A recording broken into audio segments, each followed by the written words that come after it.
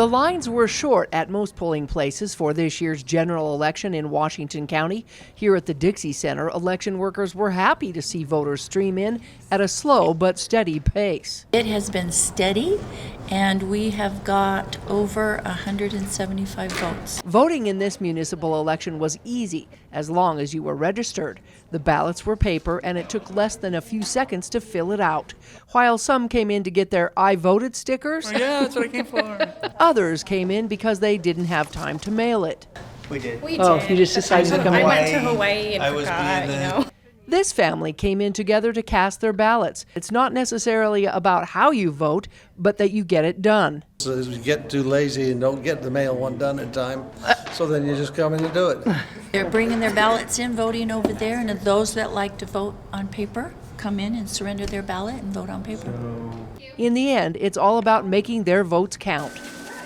Election officials in Washington County began counting ballots 2 weeks ago, shortly after the ballots were mailed out. While the process isn't that complicated, it does take manual labor. When the ballots come in, they are checked out to make sure the voter is registered. It goes through a machine to process the barcode.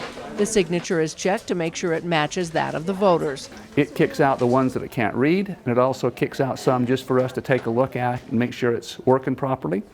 And then they come over, we slit them, and we separate ballots from envelopes and bring them over here to Jerry, and Jerry counts them, processes them. Election workers have streamlined this process and are hoping it goes as smoothly for next year's general election. We think we've made a lot of progress, and we need to be in good shape because next year is going to be more difficult. We'll have 3 elections, and it'll be a presidential election. By 6 o'clock election night, they had already processed an estimated 25,000 ballots, which includes the cities who contracted with the county for their general municipal elections. This appears to be over a 30% voter turnout. It took Washington County election officials less than an hour and a half to get an unofficial vote for Tuesday's vote count. There's not a lot of voting being done at the polling locations, so they'll add some, but most of it's going to be what we processed here in the last couple of weeks. The preliminary results in St. George's City Council election show one incumbent, Jimmy Hughes, held on to his seat, while 2 newcomers, Greg MacArthur and Danielle Larkin, appear to be the incoming council winners. One possible reason for a higher voter turnout in Hurricane was a bond issue. A majority of voters in Hurricane rejected a $25 million bond that would have provided for a new Hurricane Recreation Center. Probably a bit higher because people have opinions about that. However, none of the election results will be considered final until a canvass sometime next week. We'll probably release the results again on Friday, and then most of the cities and towns have canvass dates next week, and that's when it'll be final.